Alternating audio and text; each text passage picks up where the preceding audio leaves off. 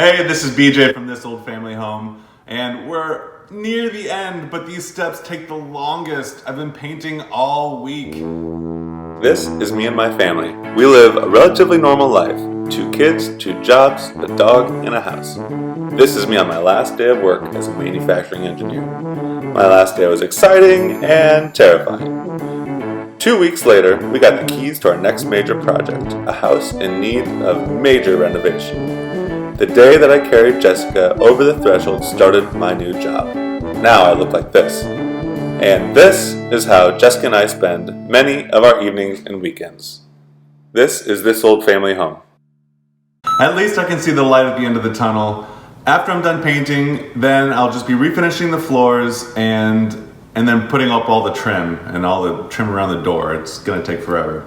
But I painted a big old brick wall and it was pretty difficult, but I found a pretty good trick. I used a sprayer and things went a ton faster.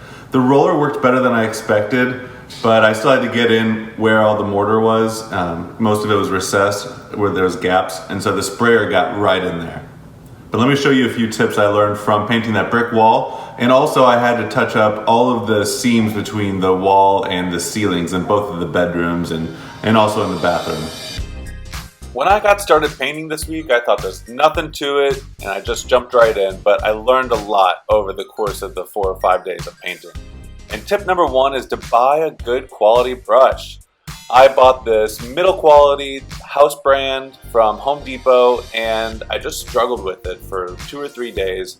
I finally switched over to the Valspar brush, and it made a world of difference. All of my edges got way cleaner. And what you just saw was the brush stroke that I found that gets the best dispersion of paint on the brush. So I highly recommend using that series of brush strokes. Tip number 2 is when you're using multiple cans of the same color, as you get near the end of one of the paint cans, start blending it with the next can so that they end up exactly the same color. You can see the different colors in this paint of that peach room, and it ended up drying that way. You could see where one can ended and the other started. Tip number 3 is to use an automatic paint feed roller. And this was awesome. I ended up using a sprayer for the brick, which we'll get to in a second, but even more than that, I recommend the automatic paint stick because I was flying through the paint and getting the square footage painted. And it's really easy. Cleanup was not as bad as I thought it would be. So brick tip number 1, brick is really hard. And so I originally used a roller and I got a bunch of paint on, but of course it's not going to get in the gaps where the mortar is recessed a little bit. And the best that you can do is when you buy the roller cover, just get the thickest nap that you can. At Home Depot, the thickest they sold was 1 3/4 inches, and it got a lot on there.